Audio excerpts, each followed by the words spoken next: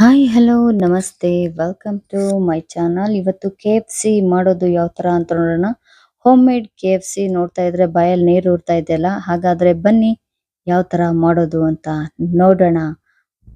First ಒಂದು plate ತಗೊಬೇಕು. ಆ ಪ್ಲೇಟ್ ಒಳಗಡೆ 2 ಸ್ಪೂನ್ ಮೈದಾ ಮತ್ತೆ ಒಂದು 4 ಸ್ಪೂನ್ ಕಾರ್ನ್ ಫ್ಲೋರ್ ಹಾಕೊಬೇಕು. ಒಂದು 4 ಸ್ಪೂನು ಎಲ್ಲ ಅಳತೆ ಪ್ರಕಾರ ಹಾಕೊಳ್ಳಿ, ಚೆನ್ನಾಗಿರುತ್ತೆ.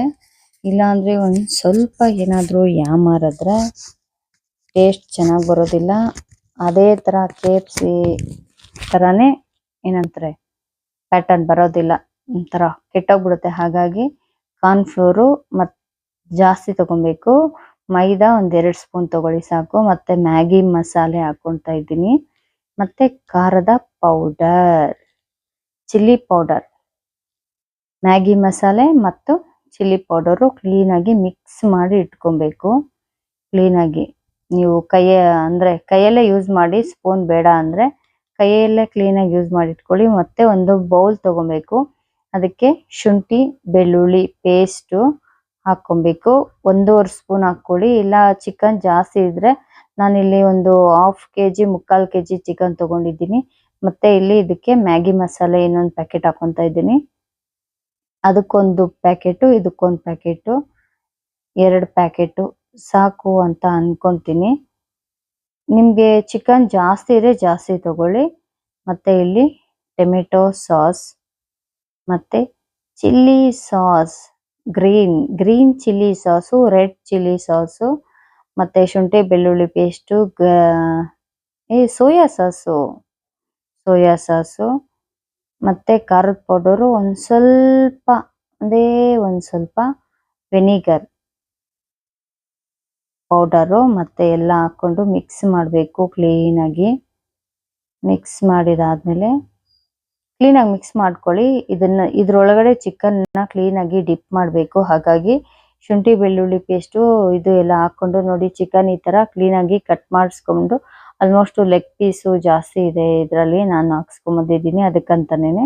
ಮತ್ತೆ ಮಾಮೂಲಿ ಪೀಸಸ್ ಕೂಡ ಹಾಕೊಳ್ಳಿ. ನೀವು ಎಷ್ಟು ಚಿಕನ್ ತಗೊಂಬಂದಿದ್ದೀರಾ ಕ್ಲೀನಾಗಿ ತೊಳೆದು ಎಲ್ಲಾನು ಹಾಕೋಬೇಕು. ಮಸಾಲೆಗೆ ಚೆನ್ನಾಗಿ ಮಿಕ್ಸ್ ಮಾಡಬೇಕು. ಒಂದು ಬೌಲಲ್ಲಿ ಕ್ಲೀನಾಗಿ ಮಿಕ್ಸ್ ಮಾಡ್ಕೊಳ್ಳಿ.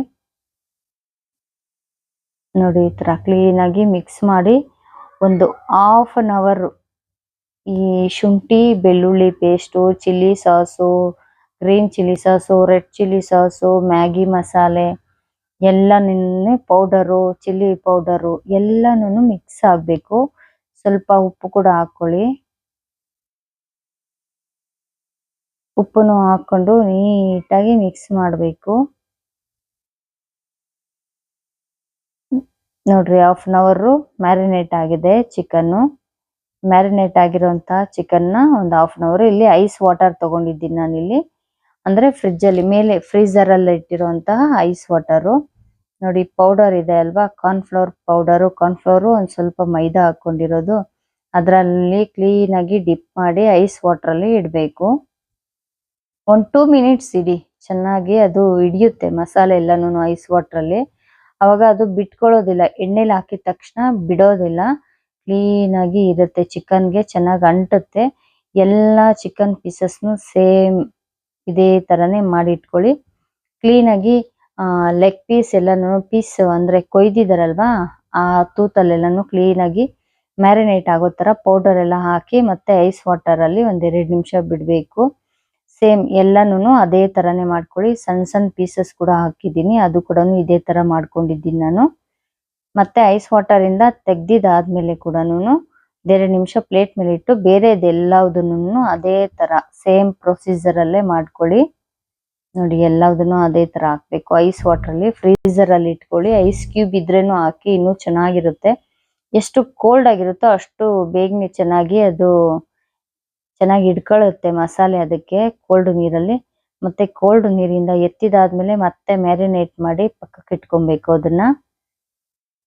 ಇಲ್ಲಾಂದ್ರೆ ಏನಂತಾರೆ ಮತ್ತೆ ಐಸಲ್ಲಿ ಹಾಕ್ಬಿಡಿ. ಒಂದ್ಸರಿ ಹಾಕಿ ಎತ್ತಿ ಮತ್ತೆ ಮಾಮೂಲಿ ಇದ್ ಮಾಡಿ ಮತ್ತೆ ಬಾಣ್ಲಿ ಬಿಸಿ ಇಡಿ, ಎಣ್ಣೆ ಹಾಕಿ ಇಟ್ಕೊಳ್ಳಿ. ಎಣ್ಣೆ ಕಾದಿದಾದ್ಮೇಲೆ ಕ್ಲೀನ್ ಆಗಿ ಚಿಕನ್ ಪೀಸಸ್ನ ಲೆಗ್ ಪೀಸಸ್ನ ಒಂದೊಂದಾಗಿ ಹಾಕಿ ಕ್ಲೀನ್ ಆಗಿ ಗೋಲ್ಡನ್ ಬ್ರೌನ್ ನಿಮ್ಗೆ ಗೊತ್ತಾಗ್ಬಿಡುತ್ತೆ ಆಲ್ಮೋಸ್ಟ್ ಎಣ್ಣೆಲಿ ಹಾಕಿದಾದ್ಮೇಲೆ ನೀವು ಲೋ ಫ್ಲೇಮ್ ಅಲ್ಲೇನೆ ಬೇಯಿಸ್ಕೊಳ್ಳಿ. ಯಾಕಂದ್ರೆ ಚಿಕನ್ ಪೀಸ್ ಲೆಗ್ ಪೀಸ್ ತುಂಬಾ ದಪ್ಪ ಇರುತ್ತಲ್ವಾ, ಹಾಗಾಗಿ ಸ್ವಲ್ಪ ಚೆನ್ನಾಗಿ ಬೇಯಿಸ್ಬೇಕು. ಒಳಗಡೆ ಎಲ್ಲಾನು ಚೆನ್ನಾಗಿ ಬೇಯಲಿ, ಅಂದ್ರೆ ಚೆನ್ನಾಗಿ ಬೆಂದ್ರೆ ಚೆನ್ನಾಗಿರುತ್ತೆ ತಿನ್ನೋದಕ್ಕೆ. ಟೇಸ್ಟ್ ಕೂಡ ಅಷ್ಟೇ ಸಖತ್ತಾಗಿರುತ್ತೆ.